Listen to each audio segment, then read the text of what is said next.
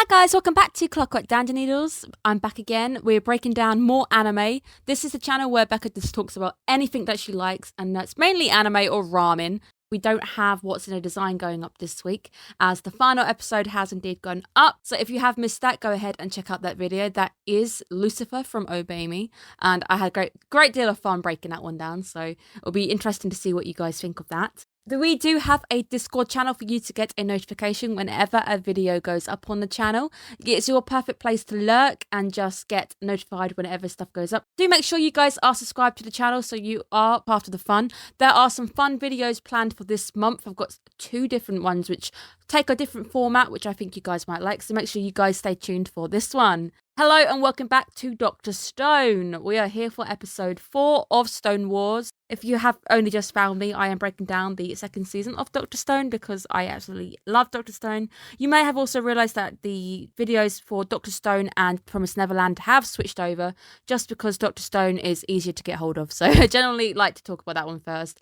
And I think Promised Neverland seems to do better on the Friday as opposed to being on the Thursday release. Those 2 videos, as of now, have indeed swapped over. Let's go back to episode 4. We have just gained Nikki to our cause. Nikki does actually express her issues with Senku's plan. I have been saying for a few episodes now that I have issues with the plan. I think there's a few little gaps in the plan that just feel like it's going to come back to bite us, so I don't think the plan's going to go as smoothly as Senku is hoping for it to go. So hopefully we get to see how that is ironed out. How do we improve the plan? Because Nikki does agree to actually help the plan improve. We get a lineup of seeing Tsukasa with some of his right-hand men. The guy from the last episode, one who I think is Gen's acquaintance, he is revived. So he has actually been revived. So he's in the lineup with Tsukasa. So either he was next to be revived and he's now finally revived, or he's going to be very, very shortly in that lineup. Ukyo is mentioned to be the biggest hurdle. And obviously we do know he has got the best hearing on the Tsukasa side.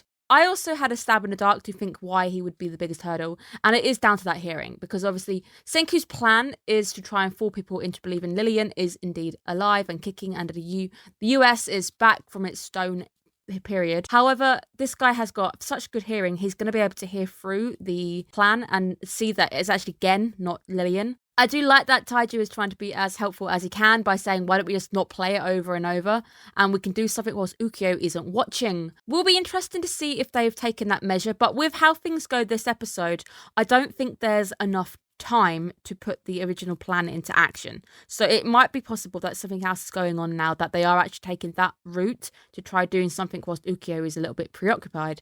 Well, Ukyo is very preoccupied this episode, so it would be the perfect time to get that plan under wraps. We do get a bit of backstory for our boy Ukyo, who indeed was a sonar and ultrasonic operator, which explains the amazing hearing because he is exposed to different frequencies of sound. But I do have to question whether Tsukasa really knew this about him. So when he saw a random stone statue, which is Ukyo, did he suddenly go, oh, I know this guy is good with his ears? Or did he just look at him and go, he looks like he might be useful? It seems to be suggested that he's going along looking at the statues, thinking who might be perfect for his new army, his new empire. Ukyo doesn't really strike me as a well-built character. Whether Tsukasa knew Ukyo beforehand, I'd happily buy into that line of questioning.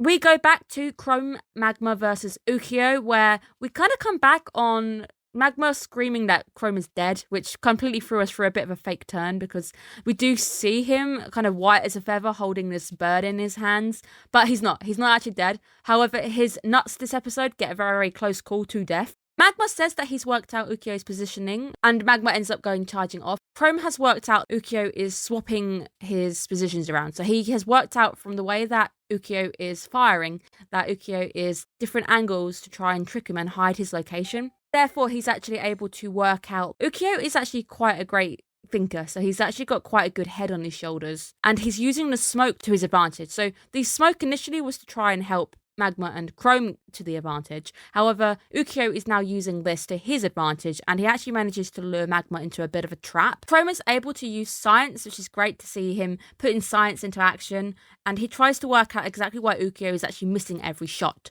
which kind of boils down to the fact that Ukyo doesn't want to kill them. He doesn't actually need them dead.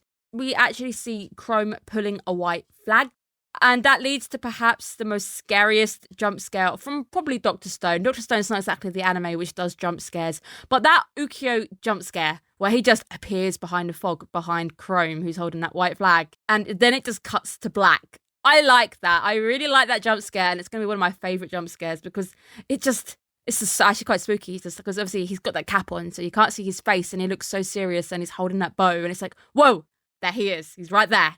So Ukyo has managed to catch Chrome, and it turns out that he was pretty much aware of the white flag trick to try and save Magma. And he does try to flatter Chrome, and Chrome almost actually starts to talk.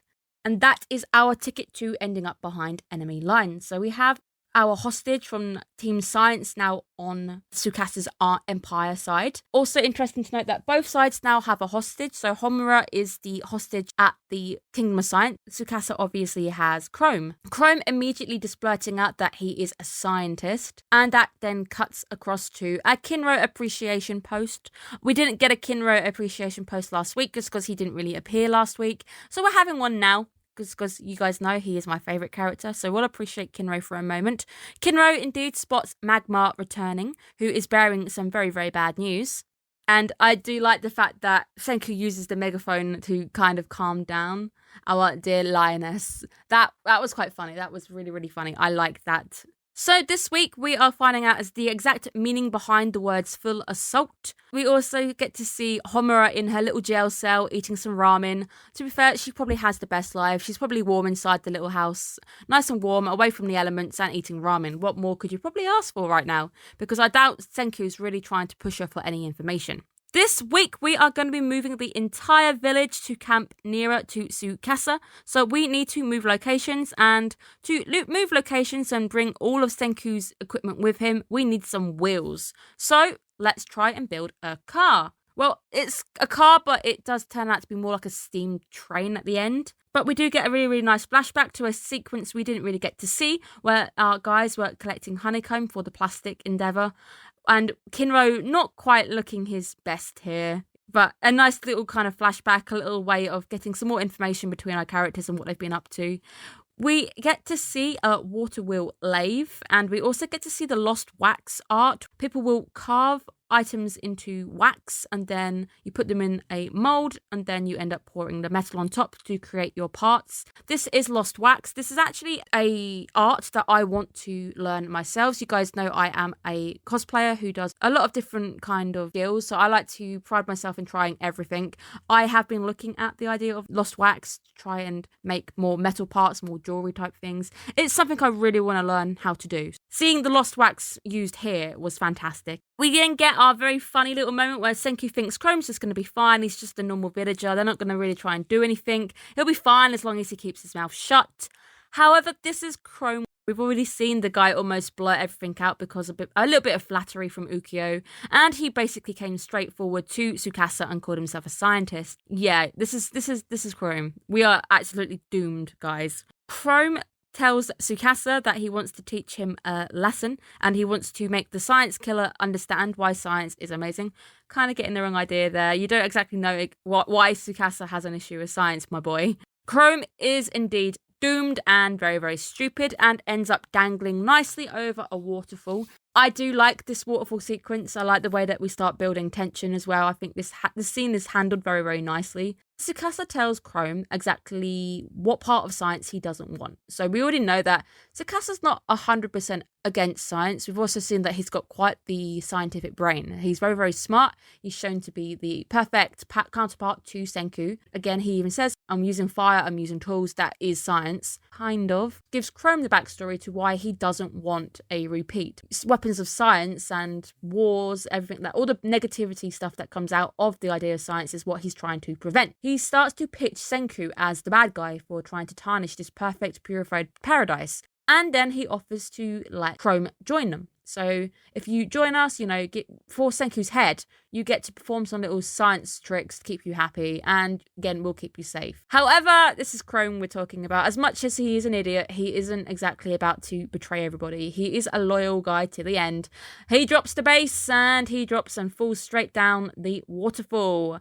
However, Ukyo is the one who ends up pinning him against a tree or a log because he ends up shooting his arrow. Sadly, it doesn't make death an easy option right now. And it would have been easy. So if he had died and taken the secret to the grave, it would have been the easy option out. So I can see why the prospect of dying without betraying your friends is the best option. That's exactly what I think Crone was thinking. He was hoping that he'd just be allowed to die or maybe get lucky and make it down a stream somewhere. The display of unwavering fear, the unwavering being unmoved, Chrome actually pisses off Tsukasa. We see him literally ripping up a tree and lobbing it in his direction to make that bit of a bridge to catch him. So we actually see Hyoga, the other right-hand man of Kasa, asking Ukiyo exactly where did you find Chrome. So we'll have to try working out where he was on our own because Chrome's clearly not going to give us any information. So they're going to try and work it out because obviously if you know where he was, you can probably work out roughly what he was up to. Is Senku's plan about to go bust? And I was like, okay, well, there's no way